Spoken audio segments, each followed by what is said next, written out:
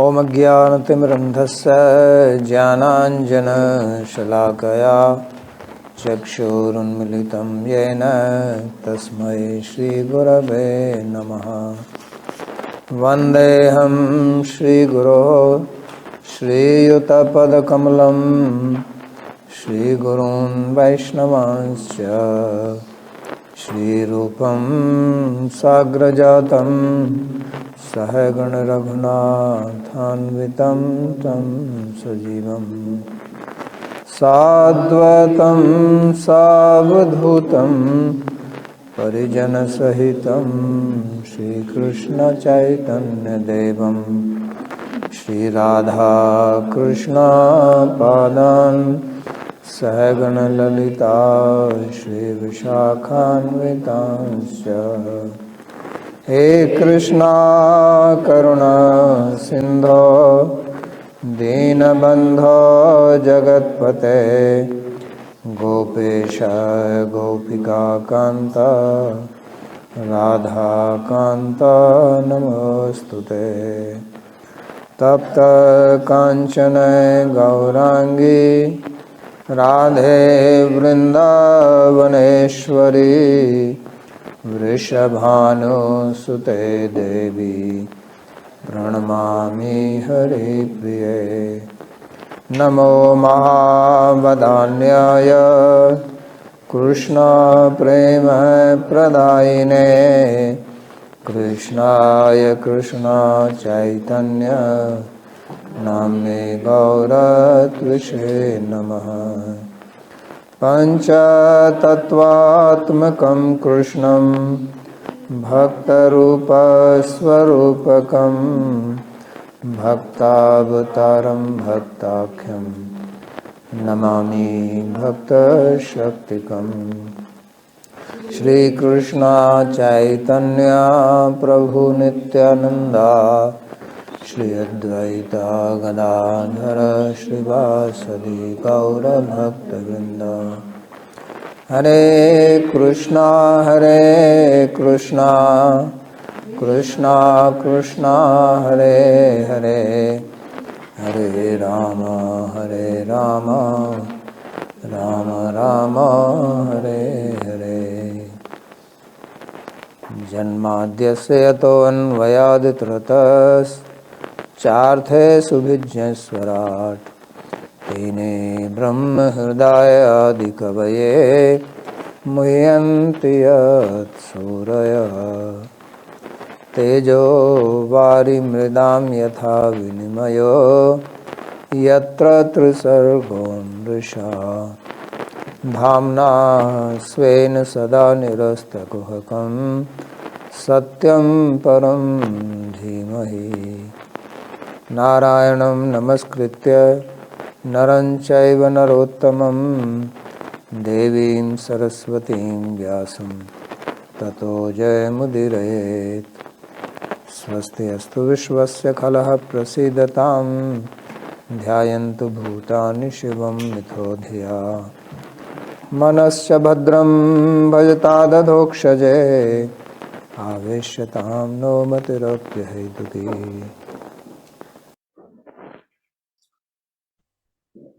आप सभी का स्वागत है। We welcome all of you to this class on Śrīmad-Bhāgavad Gita. We are studying chapter 2, verse number 13. In the previous class, we studied Bhagavan began his teachings, and firstly he told Arjun that you are talking like a Pandit, but you are dejected, you are lamenting. Then he started deliberating on the Tattva Vastu. In our life, whatever events happen, they can be analyzed from the angle of Tattva or from the angle of worldly behavioral reality.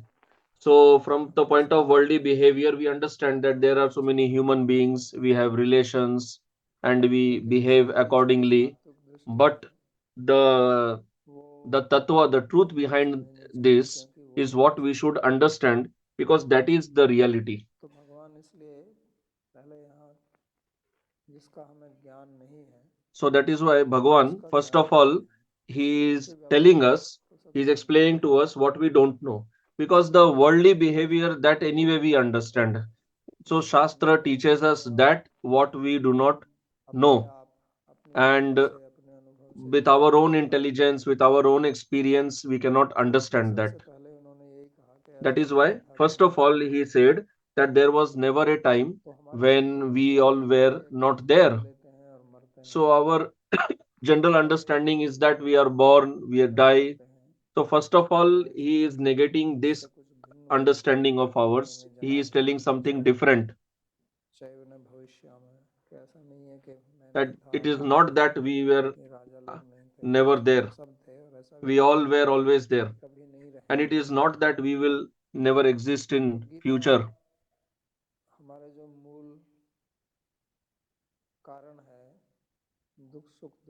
So Gita is explaining to us the fundamental cause of our sukha and dukkha, our happiness and misery in this world. In Yoga Sutra, Patanjali says that there are 5 types of kleshas.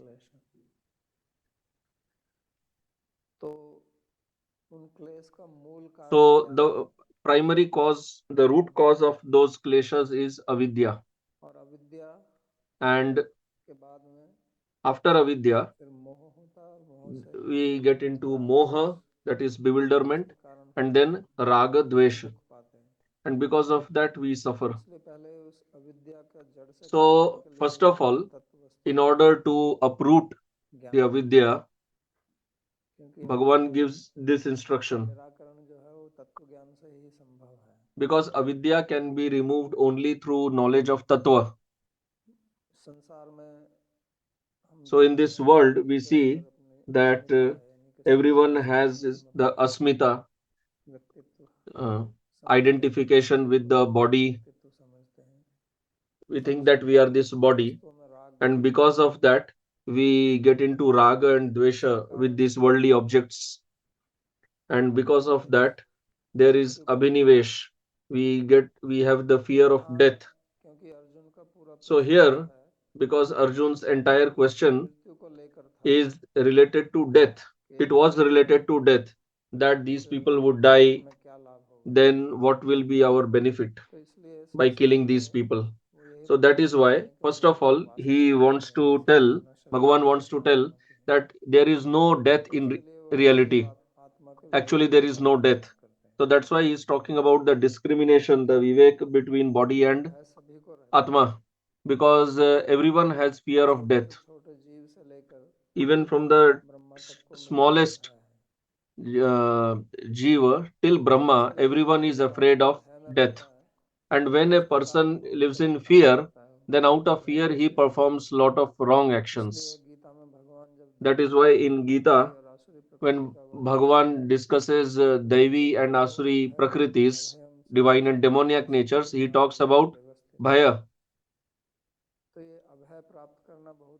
So it is extremely important to get rid of this fear. Otherwise, out of fear, we do that what we should not do, and we don't do what we should do.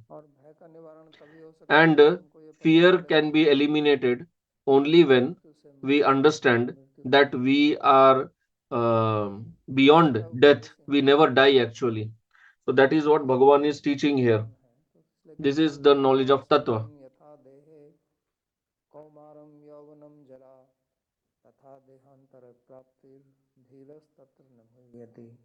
So, verse 13 translation, just as childhood, youth, and old age pertain only to the body of the embodied self, so also the self attains another body after death. A wise person is not bewildered by this.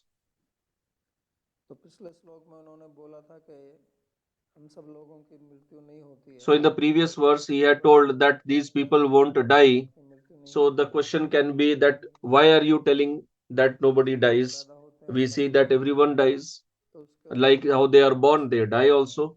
So Bhagavan is answering that counter question in this verse, that actually Atma never dies.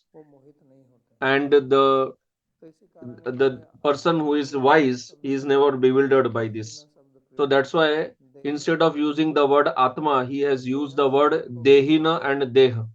So Deha means body, and Dehi is one who is one who thinks that his body belongs to him or her.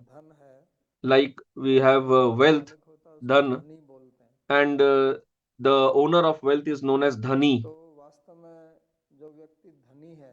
So actually, the person who is dhani, he is different from the dhana, the wealth. The owner of the wealth is different from the wealth. The person is different from the wealth.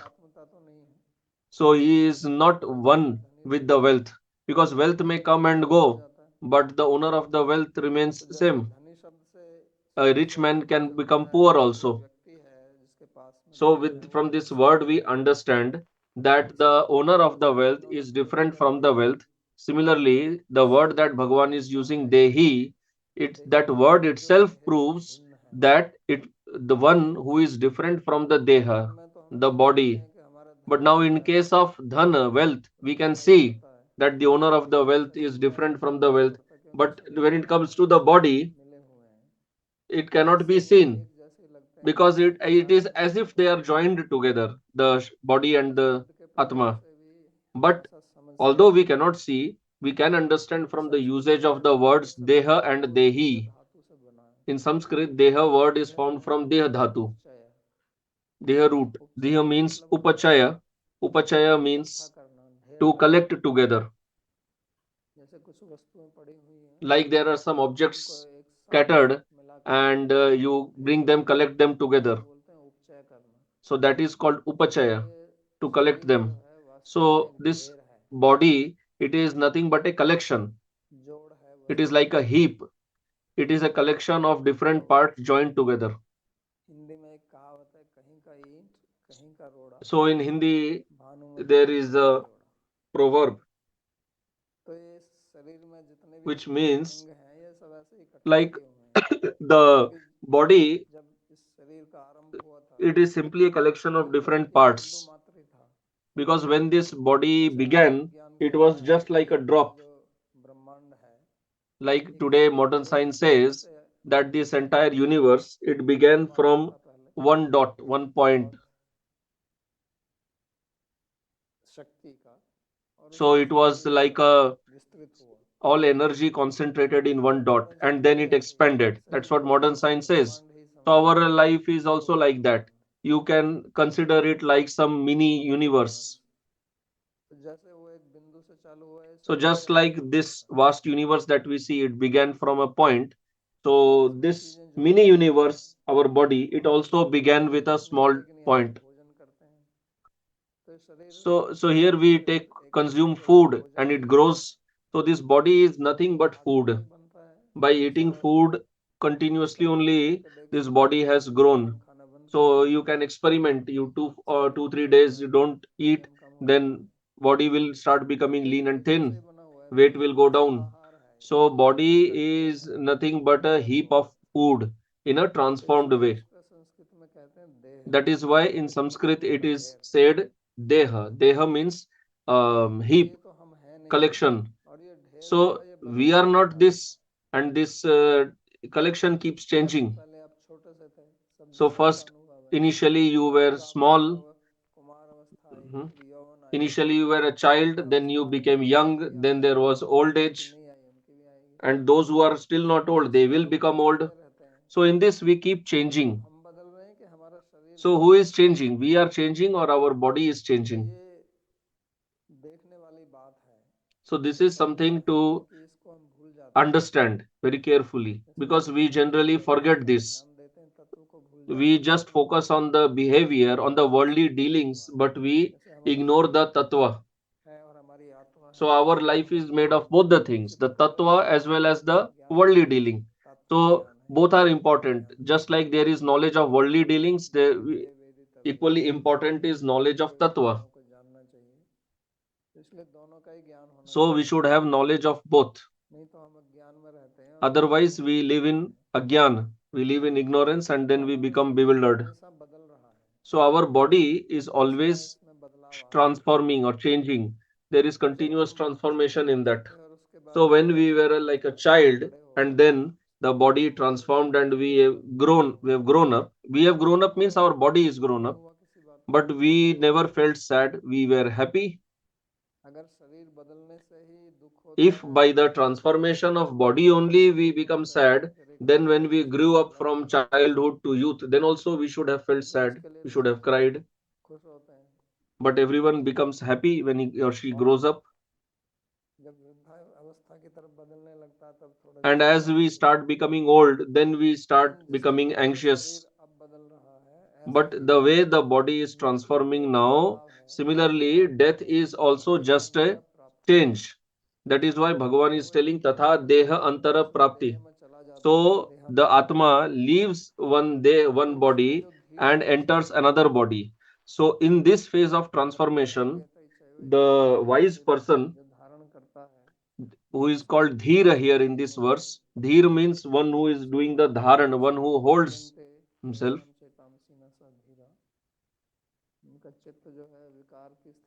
So the chitta of a wise person doesn't become vikrit, it doesn't degrade, he remains stable. That is called dhira. So the dhira person, the wise person, he does not become bewildered by seeing this change of body. But generally, people become bewildered. They become very afraid. That's why they are afraid of death. But here Bhagavan is telling there is no need to be afraid of death, because this has always been happening and it will always happen. Nobody can stop it. It is a rule of this natural nature. So why are you afraid of it? When we don't have any solution to some problem, why should we be afraid of it? Rather, we should understand the tattva behind it and behave or act accordingly. This is called wise wisdom, dhir person. Those who don't understand, they are lacking in wisdom. They are adhir.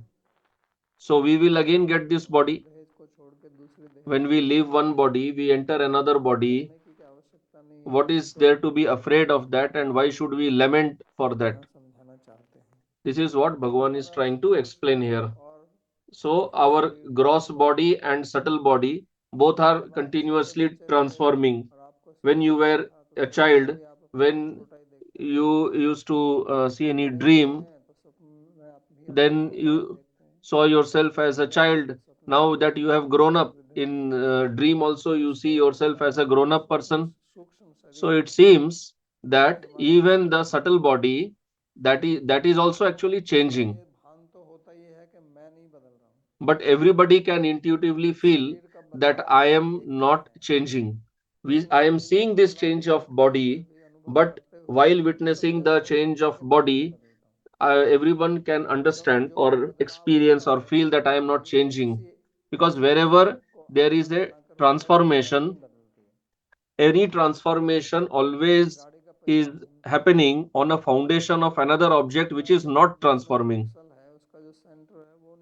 Just like if a tire of a car is rotating, it is holding on to the axle which is actually not moving from its place. Similarly, in the body which is transforming, there should be a stable entity which is actually not changing. And we are that stable entity. That is why we say that I have grown up, I have become old. But if I have become old, then who has become old? The body or the Atma? Because there is a rule that the drashta, the seer, is always different from the drishya, seen. If in front of you you see the computer or the book, then you are not the book. The book or the computer is the drishya, the scene, and you are the drashta, the seer. So the drashta seer is always different from the drishya scene. So if you are feeling that your body is transforming, is changing, then it proves that you are actually yourself not changing. Because if you only would have changed, then who was the seer who would say that it has changed? If you stand on the road and you are seeing the vehicles which are moving, you can count how many vehicles did you see. But if you also move with the vehicle, then who will be there to see how many vehicles moved from there? So if you yourself are the body, when the body is changing, then you are also changing. Then how you can say I changed? Because one who says that I changed, I became young, I became old, he himself is not changing.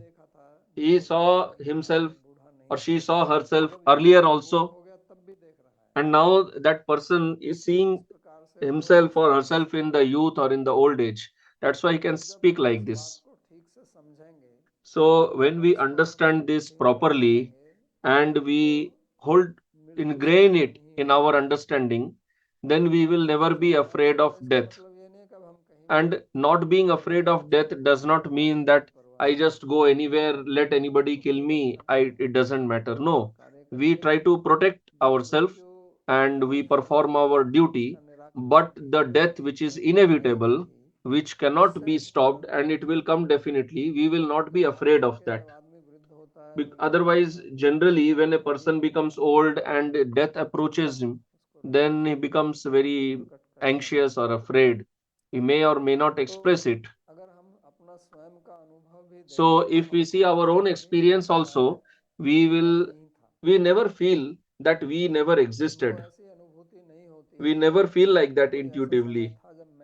We never feel we that there was a time when I did not exist, and we don't think feel like that intuitively that there will be a time where I will not exist. So we all intuitively feel that we were existing earlier in the past, we are existing in the present, and we will exist always in the future. So this intuition is because the we are different from the body, and what is different from the body is called atma, or you use any other word for that. That is always stable, it will never die. And this body, it keeps changing, it keeps transforming. So in Sanskrit, it is known as kunap. Uh, It is kunap. Kunapa is a bag. Like yasyatma buddhi kunape tridhatuke. So this is a bag of the three gunas. Like if you have a car and you are driving the car, so you are different from the car. Similarly, this body that we have, it has been called as a chariot in the Upanishad. So the body is like the chariot, the senses are the horses, and the reins are the mind,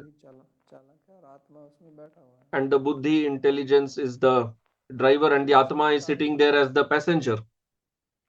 So it is like that only, exactly. So we think that this is ours, and we totally get immersed in bodily thoughts and feelings. Like suppose you write some essay, then you may say that this is written by me, I am the author. If somebody copies that without your permission, then you may file a case against him or her, a copyright case. If you grow something on your field, then you say that it is mine. So if you give birth to something, if you generate something, you say that it is yours. But why do you call your body yours? Because you never gave birth to this body, you did not generate or manufacture it. If you buy something by giving some money, some book, some computer, something, you say that it is yours. So your object means either you manufacture it or you buy it, then you can say it is yours. Then how does this body belong to you? Neither you manufactured it nor you purchased it. Then why do you consider this body to be yours?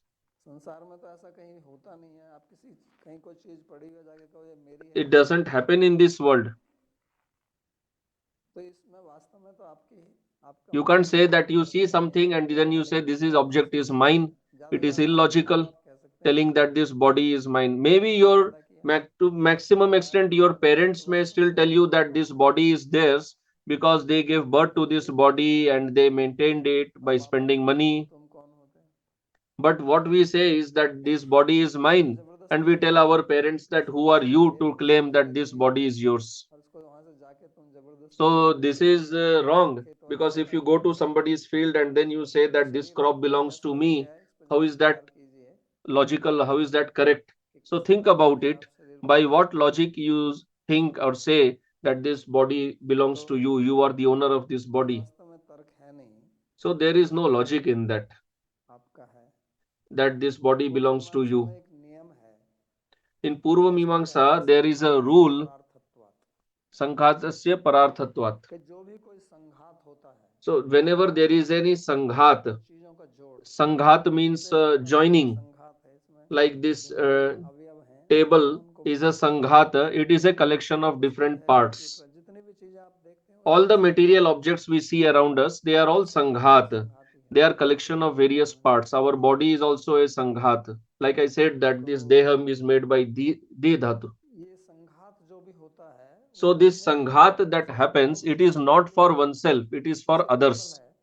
Like this table, this chair, the body, the book, computer, it is not for itself. Table is not for the table, chair is not for the chair, computer is not for the computer. It is to be used by somebody else. This is a rule. You see anywhere, wherever there is any sanghata that you see, any object that is made by collecting different parts, joining different parts, which is avayavi, it is not for itself. This is the rule. So our body, it is a sanghat. So what does it prove? It proves that this body is not for the body. It is for somebody else. So somebody else, there is two only. One is the Atma sitting inside, or the Paramatma sitting inside. So in reality, the body which we have received is by the mercy of Bhagavan. So we should utilize it to achieve, to obtain Bhagavan, to obtain his seva, to serve him. So the body is like a mechanical instrument. But what we are doing is, we are serving the body itself. So the body is for us, or we are for the body? If you have any instrument like a car or computer, your house, that is for your seva, or you are for it, the seva of that object? That object is meant for your seva. So like when I say that this is my car, that means I can use the car. Others cannot use it, or they may use it only with my permission. So similarly, this body is also an instrument. It is a sanghat. So it is meant for my use. But now what am I doing? I am busy in serving the body.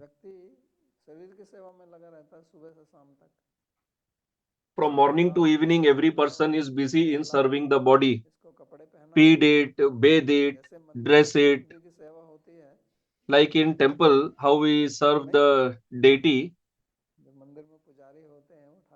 the priest, the pujari in the temple, they bathe the deity, they dress the deity, they worship the deity, they put them to rest, they fan the deity. That is what we are also doing for this body.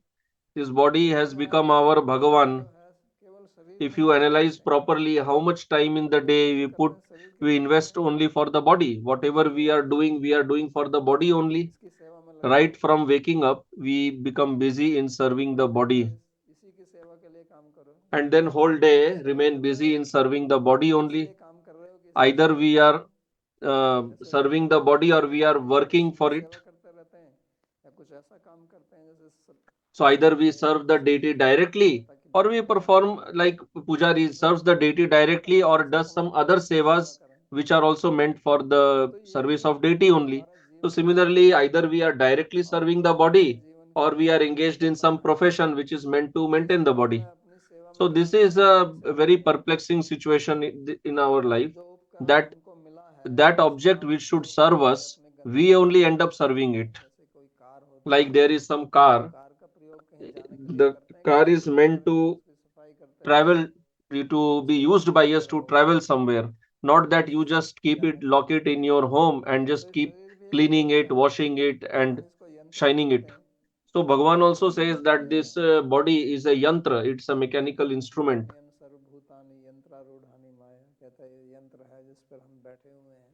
So Bhagavan also says that we are sitting in this instrument and we are wandering here and there. So the purpose of this body, this body is extremely important. Through this body, we can obtain that which we cannot obtain through any other body.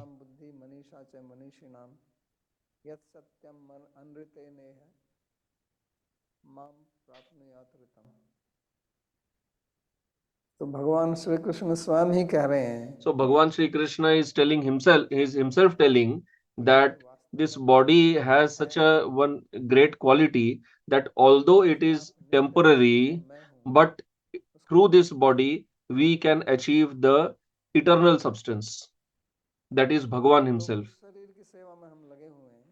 So we are busy in seva of that body. And what will be the benefit by always all the time serving the body? It will be taken away from us and then we will keep crying that I lost this body.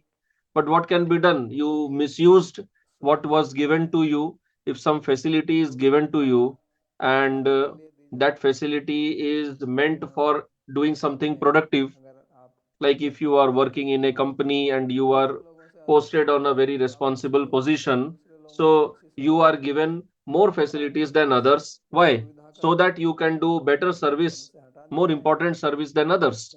But if you misuse those facilities for yourself, then you will be removed from that job.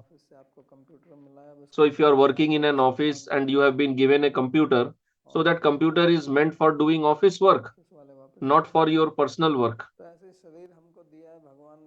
So similarly, Bhagavan has given us this body to achieve Him, to understand Him, and this body has that facility. It is capable of realizing Bhagavan. But we are busy in doing that only which even the animals are doing. And then we become feel very proud of that, that we are very advanced. We are more advanced than the animals. We are superior to the animals.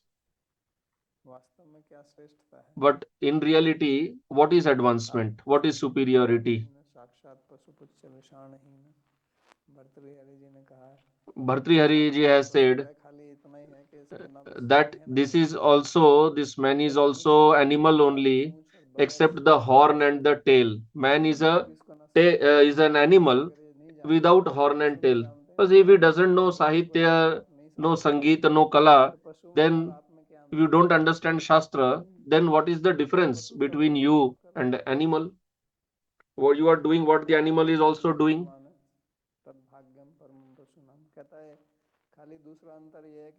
So it says that the only difference is that this animal without tail and horn is one that does not eat grass.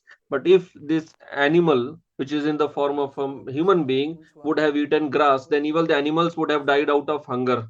The animals are surviving only because this animal does not eat grass. This animal in the form of human being is so greedy that he would have eaten the grass, not even the grass, he would have eaten all the animals also. So from this we have to understand that this body that we have received is not just for the sake of body, it is for the body is for the one who is inside the body. The deha is meant for the dehi. So we have to utilize it accordingly. That's why we should not become bewildered, because the cause of moha is ignorance, it is agyan, and in order to eliminate this agyan, Bhagavan is speaking this verse. Then the next verse, number 14, Bhagavan continues the same theme. Now he will be speaking around 20 to 25 verses continuously. because this जड़ बन के illusion, बैठा this हुआ है, bewilderment तो इसको has bar bar taken bar bar strong roots in पूछने our लगेगा कि chitta. वही बात बार बार क्यों So पूछना it है, will seem as if why एक बात Bhagavan is जब telling उसको that समझ same में नहीं point आएगा तो continuously. फिर उसको Because when a समझाना person पड़ेगा doesn't कि नहीं understand आप something, then it has to इसको be बुद्धि में repeated so that it goes पहले deep inside the सूक्ष्म बुद्धि intelligence. Because में। we are very dull तो headed, आगे कहते so we हैं don't understand मात्रा things very quickly. स्पर्शस्तु कौन्तेय शीतोष्ण सुख दुःखदाः आगमापायिनो नित्यास्तां स्थितिक्षस्व भारत। हे कुंती पुत्र, Translation: O son of Kunti, इंद्रियों का अपने the विषयों के contact of the संबंध का senses with their objects शीत और generates गर्मी, feelings सुख of दुख heat and भावनाएं cold, उत्पन्न करता है। happiness and misery. वे भावनाएं They are अनित्य हैं, वे transitory, आती having और a मर beginning जाती हैं। and an end. अतएव Therefore, हे O पुरुष, descendant of इन्हें Bharata, सहन करो। tolerate them. तो जैसे हमारा शरीर बदल रहा है, So, जैसे just like सांसें चल रही our हैं, body is changing, उसी it is प्रकार transforming. हर वस्तु यहाँ पर बदल रही है। Similarly, every substance, every object here is केवल जो changing. शरीर ही है Only वो नहीं बदलता है, the one living inside the body, the Dehi, the वो Atma, नहीं बदलता है। that does not छोड़ के change. जितनी भी चीजें Except आप Atma, अनुभव करते हैं everything वो we बदल रही हैं। experience in this world is changing. और हम And जो भी अनुभव करते हैं whatever अपने we जीवन में experience in our life, अपनी इंद्रियों से करते हैं। we experience them through our आत्मा senses. शरीर के अंदर बैठा हुआ है। जैसे आप कार Atma में is sitting बैठे हैं inside the body. Like तो suppose car you are sitting inside the car. So के the ऊपर window of the car, glass लगा हुआ है, like वहीं where से there is आप देख glass, सकते हैं। from there only you can see जो outside. कार का दरवाजा है उसमें से The भी आप door of बाहर the देख car, सकते हैं। you can't see outside of that. इसी प्रकार You can हमारे see from शरीर the के window अंदर जो only. 5 इंद्रियां Similarly, हैं in our body, उन्हीं the से five हम senses which इस are there, संसार का from अनुभव करते those हैं। senses only we experience the तो outer हमारे world. शरीर में झरोखे हैं, They are शरीर के like अंदर झरोखे होते हैं, खिड़कियां the होती हैं। windows in our body from which we can peep और जहाँ outside भी हम and we अनुभव can करते हैं experience this outer world. And whatever we उस experience, अनुभव को 2 वर्ग में विभाजित किया जा that सकता है experience can be divided in two categories. कि ये या तो वो कुछ अनुकूल होगा That या either प्रतिकूल this will be favorable और कुछ or विनाश होगा। unfavorable. So all our चाहे वो experiences are मन से divided in सुने these two या कान categories से only, सुने, nothing जीभ else. से Whether चखे you smell through your nose, या whether you सुने taste through your tongue, whether you hear through your या ear, फिर see through स्पर्श your करके eyes, देखें। or touch through your skin. तो 5 इंद्रियों से 5 These भिन्न five भिन्न senses, गुणों from का them हमको we अनुभव get, होता है। we experience five और different जैसे ही वो qualities. अनुभव हमको And अपने मन के as माध्यम soon से as मिलता we है experience that तो through वो our अनुभव 2 ही mind, प्रकार का होता then है। that या तो वो experience, हमारे that अनुकूल होगा feeling is of two types only. Either it will be favorable to us or it will be और अगर वो unfavorable to हमारे us. मन के So प्रतिकूल if है it is तो उसको हम favorable क्या to our कहते हैं? mind, प्रतिकूल वेदनीयम दुखम। if it is या unfavorable तो to वो our अनुभव mind, हमारे then we call it as अनुकूल है dukkha, misery. And if it तो is उसको हम सुख favorable to बोलते हैं, our प्रतिकूल mind, वेदनीयम सुखम। then we call it sukha, happiness. तो वास्तव में सुख दुख So in reality, sukha ये and कुछ dukkha, happiness and misery are स्थायी not object some है। fixed objects, that this ये object is हमको happiness, कुछ this भी object देते is हैं। misery. This depends on your state of कभी mind. Same कभी object सुख दे सकता है, sometimes कभी may दुख दे give us सकती है। happiness, and आपके same ऊपर thing may छोड़कर। sometimes give us misery. It depends on its condition, on its जब state. ठंड पड़ती है When there is गर्म पानी winter, तो सुख देता है, then जब गर्मी है तो hot ठंडा water पानी gives us आपको happiness, दुख देगा। but in summer, hot water gives us ठंडा पानी misery. आपको सुख देगा। That time, cold water gives us तो happiness. वही वस्तु जो है वो So, समय same object, में परिवर्तित नहीं होती है, लेकिन आपको अनुभूति the देती same है, object does not आपको transform into सुख happiness or देती है। misery, but it makes us तो feel वास्तव like में that सुख दुख depending on ऐसी our वस्तु state है of mind. So, in reality, happiness and जो misery are not प्रकृति में inside some स्थित है। object. Any ना material उसके object, अंदर सुख है ना दुख है, neither it contains happiness nor it contains misery. लेकिन ये केवल हमारी मन स्थिति के ऊपर It निर्भर करता simply है depends on our state of कि mind, हम उसको उसमें सुख अनुभव करते हैं that या whether दुख we अनुभव करते हैं। experience happiness in that or आप भोजन करते misery हैं, in that. When you eat आपका food, प्रिय भोजन है, if you are आप eating उसको your भोजन के favorite लिए food आप उसको and you are खाते हैं, hungry आपको सुख and प्राप्त you are होता है। eating, then you experience happiness. But if you have a stomach upset, and if you are suffering from diarrhea, then seeing that food you may feel like vomiting. You will not feel like eating. Sometimes we get food poisoning and we don't feel like eating anything. So if happiness and misery would have been inside the food, then it would have given either happiness or misery now also. But it doesn't happen like that. So that is simply depending on our state of mind. So when Bhagavan is telling matra sparsha, although sparsha happens, touch happens through skin only, but here it is talking about contact, sambandha. Matra means senses. Like we say that matra means measurement. So these indriyas, the senses, their job is to measure. They measure. So these indriyas, the senses, they measure the material objects. What type of object is this? What is its form? What is its smell? The indriyas measure everything. Like you have a thermometer. So in English, the word meter has come from the Sanskrit word matra only. So with that thermometer, we measure the temperature. That's why in Hindi we say tapaman. Man means to measure, and tap means heat, to measure the heat. So like thermometer, it measures the level of temperature. Similarly, our senses also measure. And that's why Bhagavan has used the word matra. The popular word is indriya, but here Bhagavan is using the word matra because it performs the job of measuring. And the word sparsha is used because any sense, it has to contact the sense object in some way or the other. Although it may not directly touch it, but every indriya, every sense has its own vishaya, its sense object. So from eyes we cannot smell, from nose we cannot see. So from nose, whatever we want to smell, we have to somehow bring it in contact with the nose. Then only we can smell it. If you want to taste something, you have to bring that object in contact with the uh, tongue. So what you are seeing, although that object is not touching the eye, but the light which is reflecting, that is touching the eye. So that is why Bhagavan is using the word sparsha, which means here contact. Like thermometer, whatever you have to measure, you have to touch it in that body or in that object. Not that thermometer is 10 meters away and you can measure the heat. So these our indriyas, the senses, they contact the vishayas, the sense objects. And by sparsha, by touching, we understand whether it is hot or cold. That's why Shita and Ushna words are used.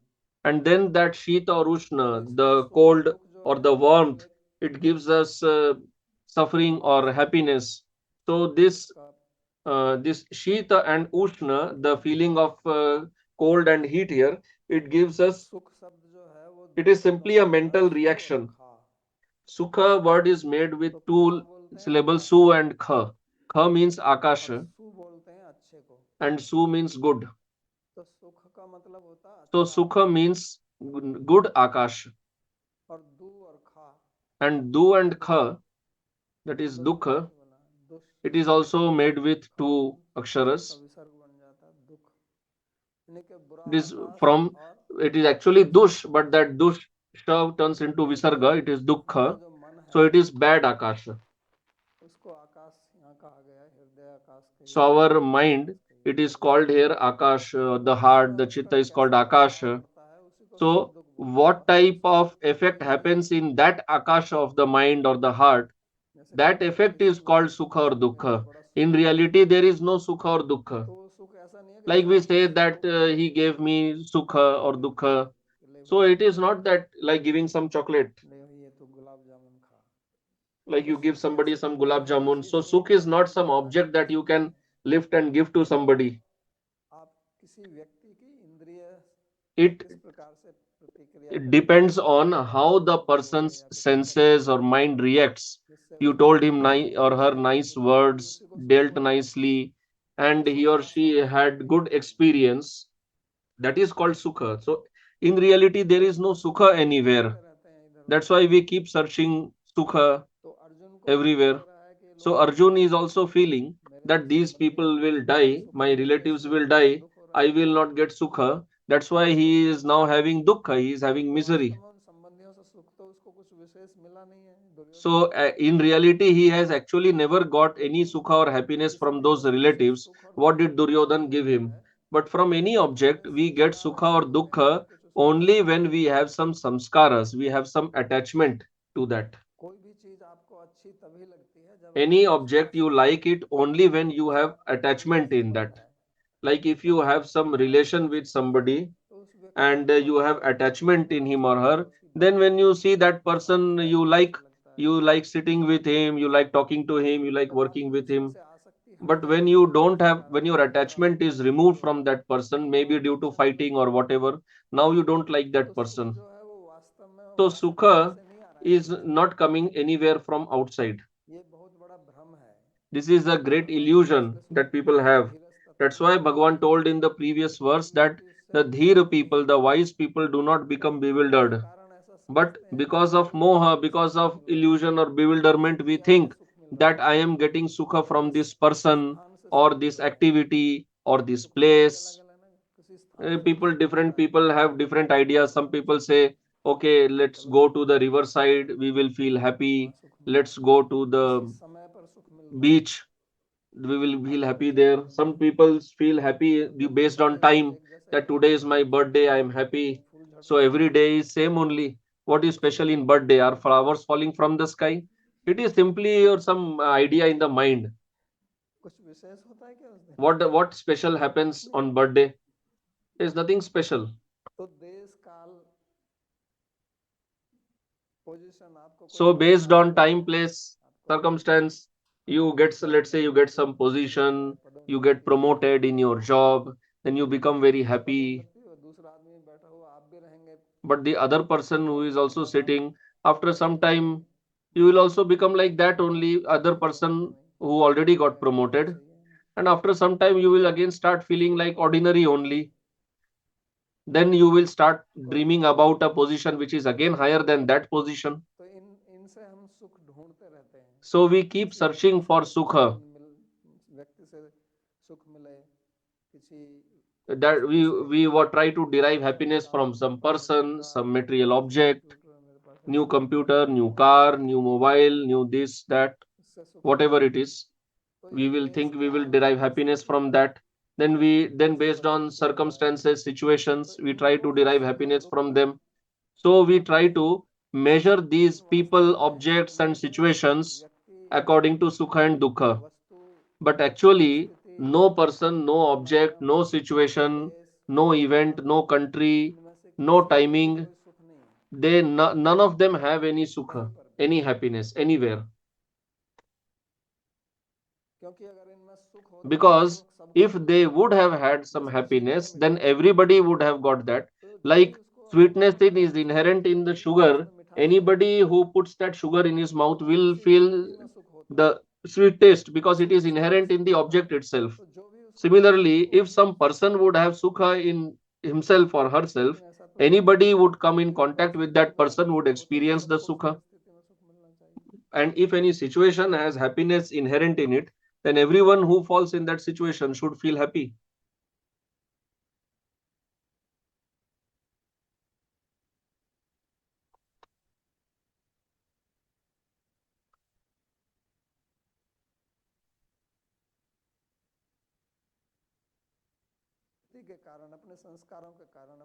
So due to samskaras, due to asakti attachment, and when the state of mind changes and our attachment changes, then we start getting dukkha or misery from that same person from whom we thought were earlier getting happiness. So we should deliberate on this. This is the tattva knowledge. Behavioral worldly dealings are one thing, but always we should not be only immersed in worldly dealing. We should isolate and we should also think about the tattva, and we should try to deliberate and understand what is sukha, what is dukkha. So what is sukha? Wherever you have favorable things with your mind, that is sukha. If you are, wherever your mind is getting some favorable experience, that is sukha, otherwise it is dukkha. Same person or same object, from him one derives happiness, other feels miserable. Some people come to Vrindavan, they think that what do you do in Vrindavan? There is nothing here. There is no nightlife here.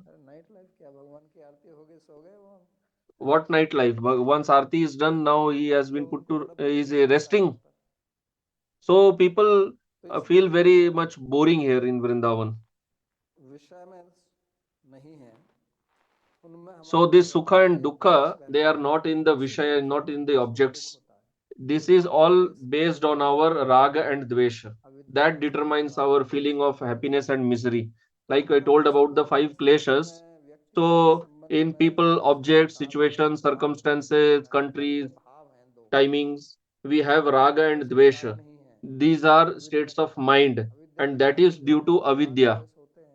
That is due to ignorance. Because of avidya, we have raga, dvesha, and we keep experiencing sukha and dukkha, and they keep changing. That's why Bhagavan said, Agama Paino. They keep coming and going. Same person, you talk to him nicely, then there is fighting, then again you talk lovingly. So, if you now consider about sugar, it is not that sugar is sweet in the morning and it is sour in the another time. Then to you can't eat only, because then you will get confused that I should put sugar or salt, because sugar became salty in some time, salt becomes sweet in some time, but it doesn't happen like that. So this sukha and dukkha, they are not in objects, they are not in situations, they are not in people. They are simply according to our raga and dvesh.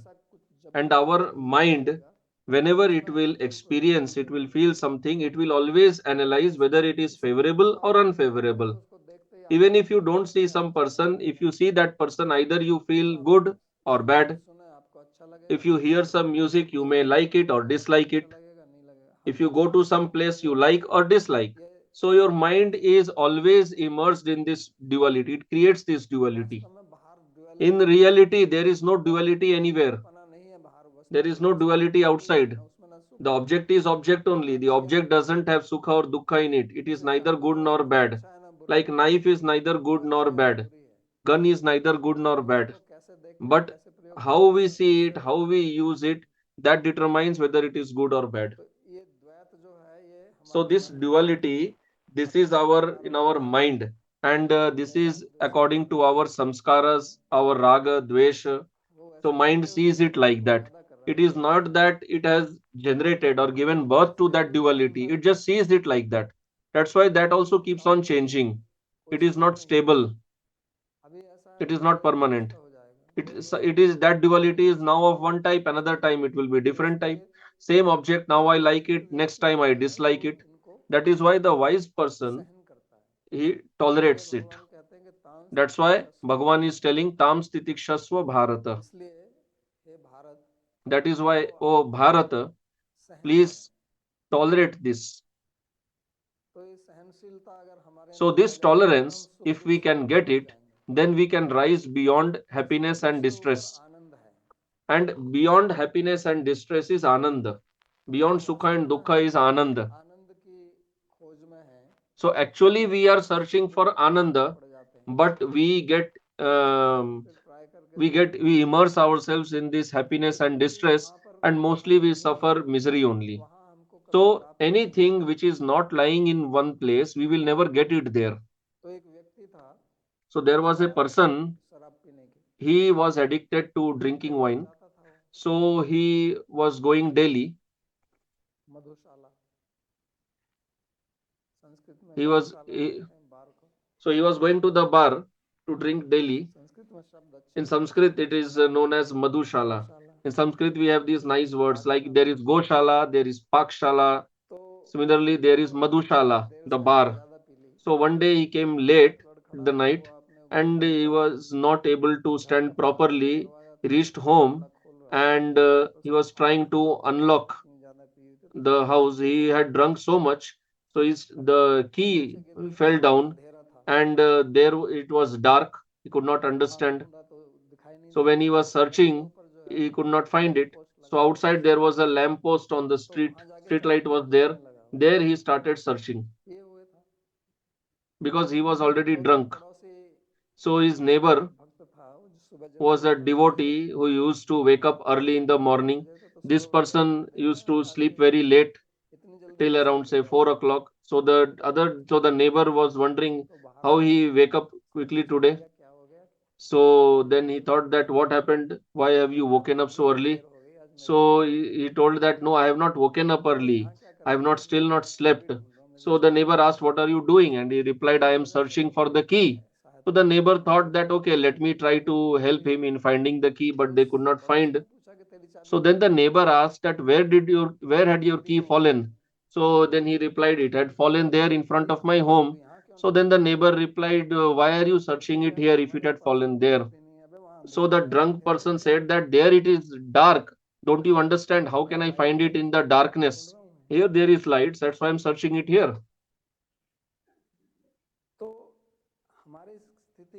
So our condition is like this. Bhagavan, whatever he has told, Dhiras tatra na muhyati. So by drinking, a person becomes bewildered. In Sanskrit, it is called moha. So we have also drunk this wine of avidya and we are bewildered, illusioned because of that.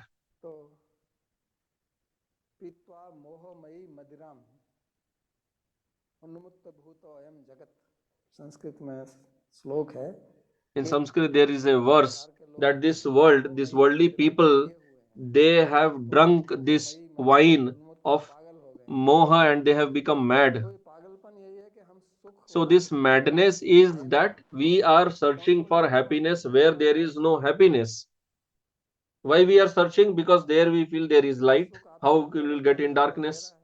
So if sukha is inside you, inside there is darkness and outside there is light.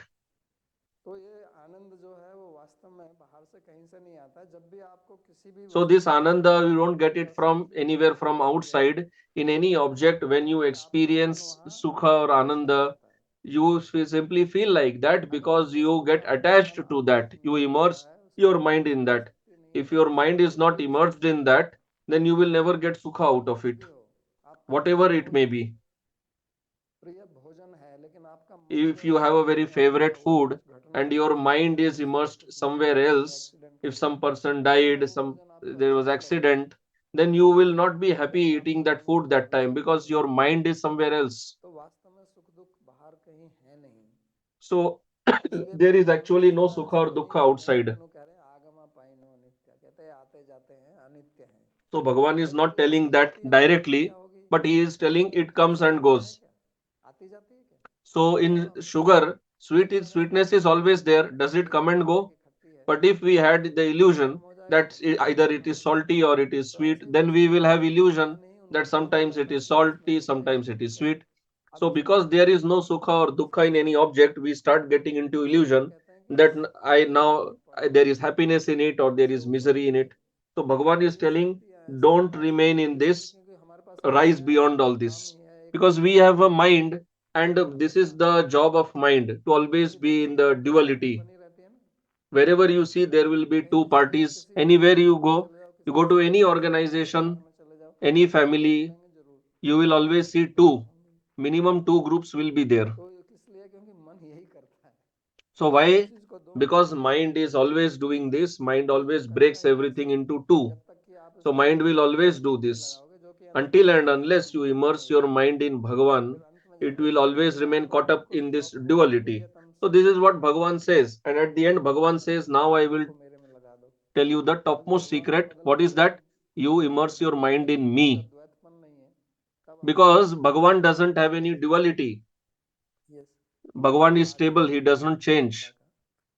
So then we will be actually happy. So this is the secret of Gita, and we have to apply these teachings in our life, and we have to remember that there is difference between Deha, the body, and the Dehi, the Atma. And we should understand that if Atma would have been sad or miserable, then who would be the seer of that misery?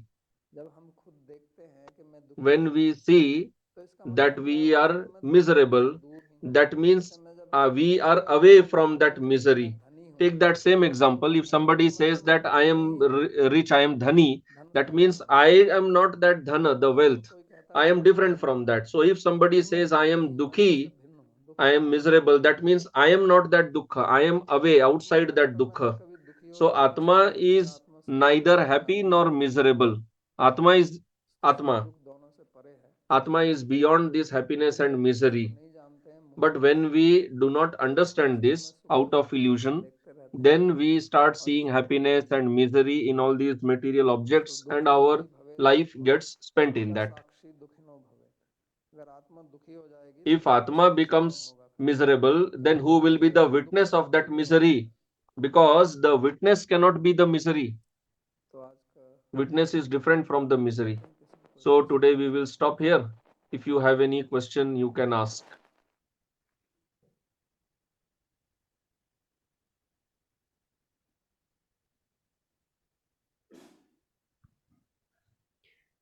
प्रश्न है राधे राधे महाराज जी। So question, पिछले प्रवचन में बताया you था told in the कि previous शोक class मत करो, that do not लेकिन अगर lament, हम but से अपना या किसी if और से we बुरा हो जाए if something bad happens to us or to somebody else तो शोक and we करने feel की स्थिति sad, आ जाए, then तो आप lamentation कृपया happens मार्गदर्शन करें। automatically.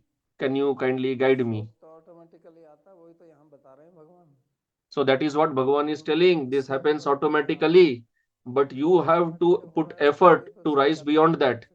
What happens automatically, Bhagavan is not here for teaching that. आपको ये देखना है So that is what Bhagavan is telling, that whatever happened, and because of that you are feeling guilty, so you should learn from that and understand you should not do that.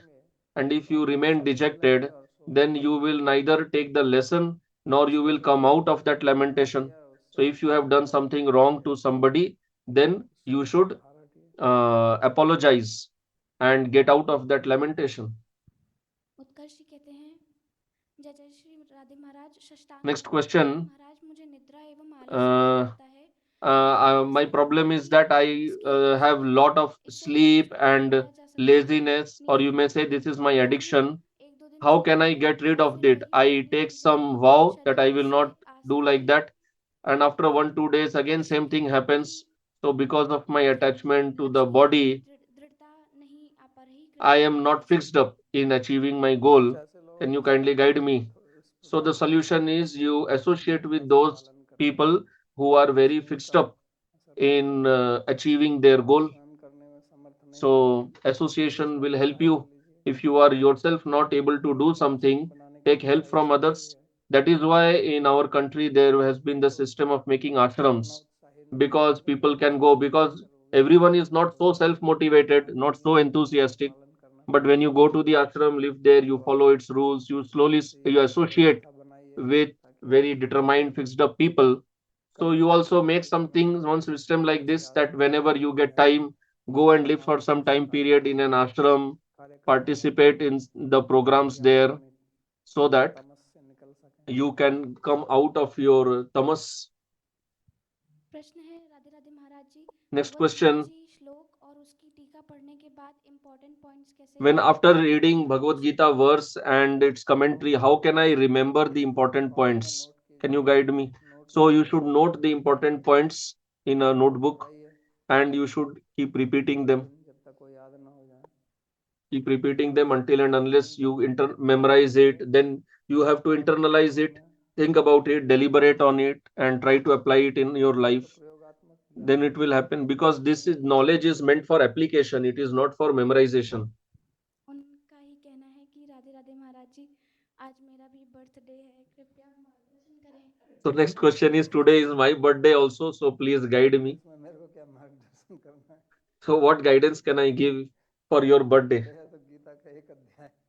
So if it is your birthday, you study one chapter of Gita,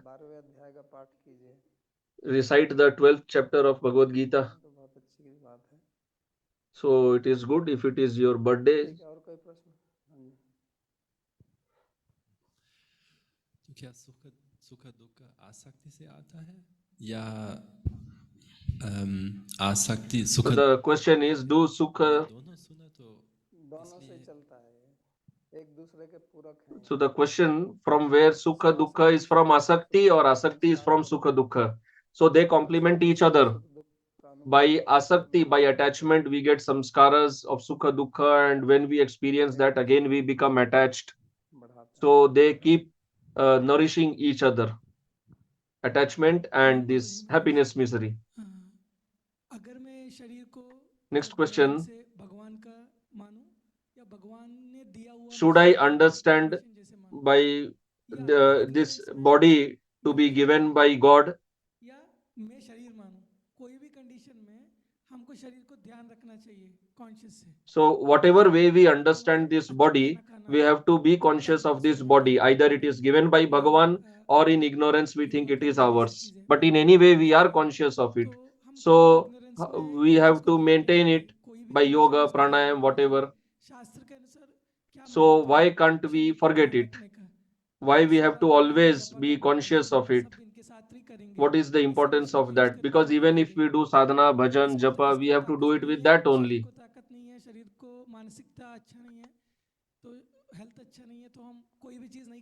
If body is not healthy, we feel unable to do anything, either material activity, spiritual activity.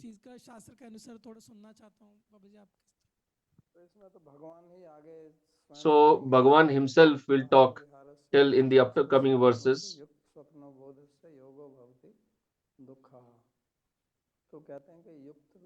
So Bhagavan will be telling that yukta hara viharasya. Yukta means balanced, neither more nor less.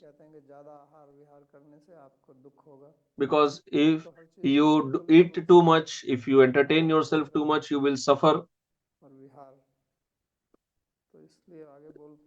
Food, sleep, vihar. So if you don't do these things in a balanced way, your bodily activities, then you will suffer and you will neither progress materially nor spiritually. So it is like a machine, like if you have a car, so you have to maintain it, not that you just used it and you keep it. So if some part is not working properly, you may have to replace it. So similarly, body also.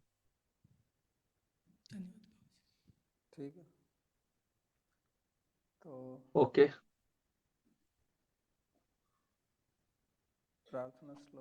We'll recite the prayer verses. सर्वोपनिषदो गावो दोग्धा गोपालनन्दनः पार्थो वत्सः सुधीर्भोक्ता दुग्धं गीतामृतं महत् एकं शास्त्रं देवकी पुत्रगीतम्